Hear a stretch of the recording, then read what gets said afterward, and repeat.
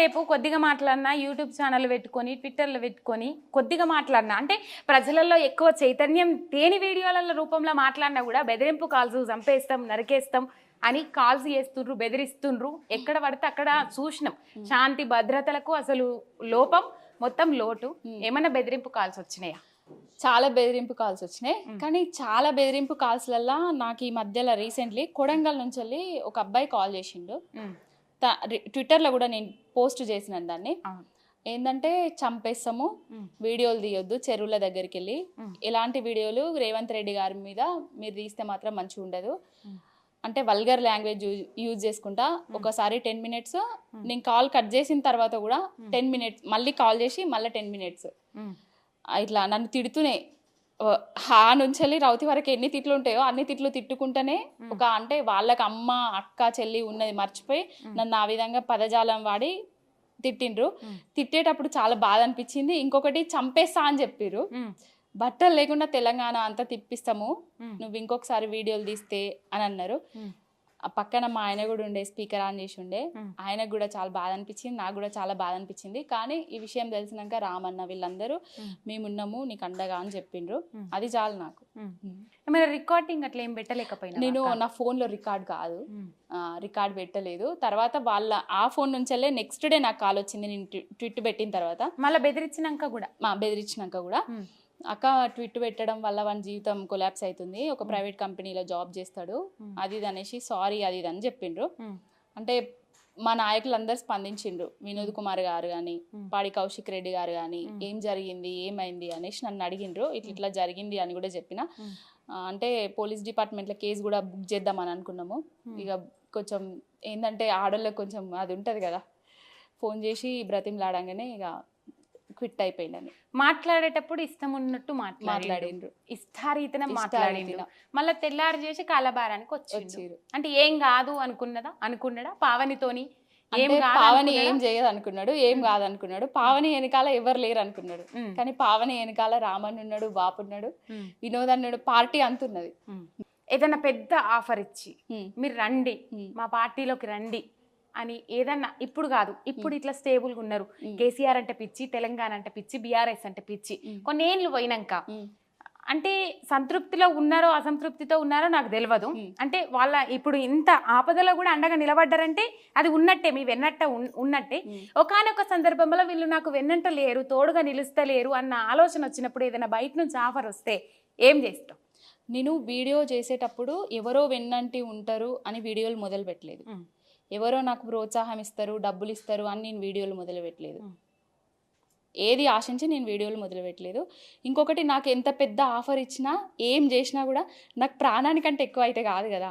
ప్రాణంకి తెగించి నేను పోరాడుతున్నా. ఇట్లా బెదిరింపు కాల్స్ వచ్చినా ఏదొచ్చినా నిన్ను తగ్గట్లేదంటే డబ్బులకు కూడా తగ్గది. పావని డాడీ ఏంటంటే ఒక సింగపూర్ ఐశ్వర్యరావు అనేసి తన దగ్గర 18 ఏళ్ళ నుంచి 42 సంవత్సరాల వరకు చేసిండు. అనుచరుడు లాగా నమ్మిన బంటు నా పెద్ద కొడుకు వీడు అని చెప్పేటోడు అనమాట. సింగపూర్ రాజశేఖరరావు అంటే పివి నరసింహారావుకి రైట్ హ్యాండ్. ఈయన మా నాన్న పేరు చెప్పుకొని కోట్లు సంపాదించుకున్నారు చాలా మంది. మా నాన్న ఒక్క రూపాయి కూడా సంపాదించలే. ఏంటి నాన్న అసలు ఏంది ఒక్కొక్కరు కోట్లు సంపాదించుకుంటున్నారు నువ్వు ఇట్లనే ఉంటున్నావు అంటే చచ్చేటప్పుడు వచ్చేటి కోట్లు కాదు మంచి మానవత్వం అని చెప్పిండ్రు. కానీ నాకు మా డాడీ చనిపోయిన తర్వాత తెలిసింది ఆయన మాటల విలువ. నా ఫ్రెండ్ కూడా మా డాడీ ఫ్రెండ్ వీళ్ళంతా ఫ్రెండ్స్ అన్నట్టు వాళ్ళు మా డాడీ పేరు చెప్పుకొని మిల్స్ అవి ఇవి పెట్టుకున్నారు. మా నాన్న నా కోసం మిల్లు కట్టిస్తున్నారు అది ఇది అని చెప్తే మా నాన్న నాకున్నాడు అని చెప్పిన. నాకు మిల్లు ఉందే ఇట్లా అని చెప్తే నాకు మా డాడీ ఉన్నాడు అని చెప్పిన. కానీ ఒక 4 నెలల తర్వాత మా డాడీ స్ట్రోక్ తోటి చనిపోయింది అనమాట. చనిపోయిన తర్వాత మా నాన్న చెప్పిన మాటలు ప్రతిదీ ఒక 2 గ్రామాలు అన్నం వండుకోలేదు అసలు వంట చేసుకోలేదు. అందరు వచ్చి నా దగ్గర కూర్చొని మా నాన్న చుట్టూ ఉన్నారు. మీ నాన్న ఇది చేసిండు మా నాన్న అది చేసిండు అని చెప్తే నాకు ఎంత సంబరం అయిందంటే పైసలు కాదు ముఖ్యం పేరు ఎంత కష్టం ఉన్నా కూడా నేనున్నా అని పోయేటోడు మా నాన్న. అట్లుండేది. ఇప్పటికి కూడా చనిపోయి దాదాపుగా 14 సంవత్సరాలు అవుతుంది. అయినా కూడా ఏ ఒక్కరు కూడా మా నాన్నని మర్చిపోతలేరు. ఒకప్పుడు నన్ను రవణ బిడ్డ అనేటోళ్ళు ఇప్పుడు పావని రవణ వాళ్ళ అదే పావని వాళ్ళ డాడీ రవణ రవణ అట్లా ఉంటే ఆనందంగా ఫీల్ అయితే చాలా. కావచ్చు. చాలా ఆనందంగా ఫీల్ అయ్యాడు. 18 సంవత్సరాలకే మా నాన్న చనిపోయిన తర్వాత రాజకీయంలోకి అంటే అప్పుడు సర్పంచ్గా నిలబడదాం అనుకున్నా నేను. కొంతమంది ఈ చిన్న ఏజ్లోనే రాజకీయాలకు వచ్చి నిలబడితే మమ్మల్ని ఎక్కడ అడ్జేస్తుందో అనుకున్నారో ఏమో కానీ ఇనానమస్గా అయ్యేదాన్ని నన్ను కానియలేదు. అక్కడికే వదిలేసిండ్రు. తర్వాత ఎవరైతే మా నాన్న నమ్ముకున్నాడో ఆ నాయకుని దగ్గరికే నేను రాజకీయంలోకి వస్తా అని పోతే వాళ్ళకి సేవ చేసిండు మా నాన్న ఉన్నన్ని రోజులు. ఆ నాయకుడి దగ్గరికి పోతే నువ్వు మధ్యతరగతి కుటుంబానికి చెందిన దానివి, రాజకీయాలు మీకు సెట్ కావు, జాబులు చేసుకోండి అది ఇది అని చెప్పిండ్రు. పెళ్ళి కావాలి పిల్లలు కావాలని చెప్పిండ్రు. పెళ్ళి పిల్లలు అయిన తర్వాత జాబ్ చేసుకున్న తర్వాత ఒక స్టేజ్కి వచ్చిన తర్వాత మళ్ళీ అదే నాయకుడి దగ్గరికి పోయి నేను రాజకీయంలోకి వస్తా అని అడిగితే రాజకీయాలు చేయడం మీ వల్ల కాదు, డబ్బులు ఉండాలి అని చెప్పిండ్రు. ఒక 2-3 గంటలు నేను ఏడ్చిన ఆ నాయకుని దగ్గర నేను రాజకీయంలోకి వస్తా అనేసి. బట్ పట్టించుకోలేదు.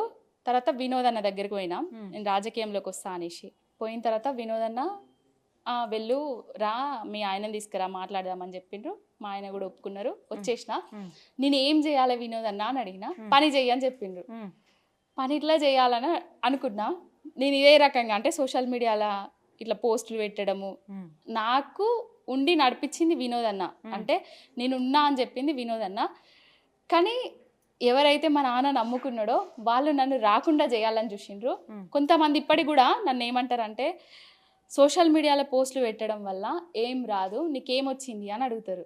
ఆ అన్న నాయకుడి దగ్గరనే రీసెంట్లీ ఒక 20-30 మంది వచ్చి నా దగ్గర సెల్ఫీలు దిగుతున్నారు. నాకు ఇది వచ్చిందన్నా అభిమానం తెచ్చుకున్నా నేను, ఇది చాలు నాకు అని చెప్పిన. అంటే రాజకీయాలు అనేటివి పైసలు ఉన్నోళ్ళకే పరపతులు ఉన్నోళ్ళకే కాదు, మధ్య తరగతుల్లో కూడా రాజకీయాలకు రావాలి, మధ్య తరగతులు కూడా రాజ్యాన్ని ఏలాలి అనేది నా ఉద్దేశం. సూపర్ అక్క. ఎప్పటికైనా కష్టపడొచ్చిన అనుకున్నది కొంతమేర సాధించిన, నాకంటూ కొంత అభిమానులను సాధించుకున్నా రాష్ట్రం నలుమూలల నుంచి. ఒక సెల్ఫీ అని అడిగితే ఎంత సంతోషపడుతానో నాకే తెలుసు. ఇంకా అందరు కాల్ చేసి అడుగుతారు, అక్క భయం వేస్తుందా, మేమందరం ఉన్నాం మీకు ఎవరు లేకున్నా అన్న తమ్ముళ్ళు ఎవరు లేకున్నా మేమందరం అన్నలం తమ్ములం ఉన్నామని చెప్తారు. అప్పుడు ధైర్యం అనిపిస్తుంది. సూపర్. ఒక ఏం తోటి వచ్చినబ్బా మధ్య తరగతి కుటుంబానికి చెందిన దాన్ని రాజకీయమే మా నాన్న రాజకీయం అనే చచ్చే వరకు కూడా మమ్మల్ని పట్టించుకోకుండా రాజకీయంలోనే మొత్తం జనాలకు సేవ చేసుకుంటూనే ఎవరికి సమస్య వస్తే ఆ సమస్యను సాల్వ్ చేసుకుంటూనే ఉన్నాడు. కానీ రాజకీయంగా ఆయన ఏ పదవి అనుభవించలేదు. ఆయన అనుభవించని నేను అనుభవించాలి అంటే నేను అనుభవించుతూ జనాలకు చెయ్యాలి అంతే. ఒకటి పెట్టుకున్నా, చూద్దాం.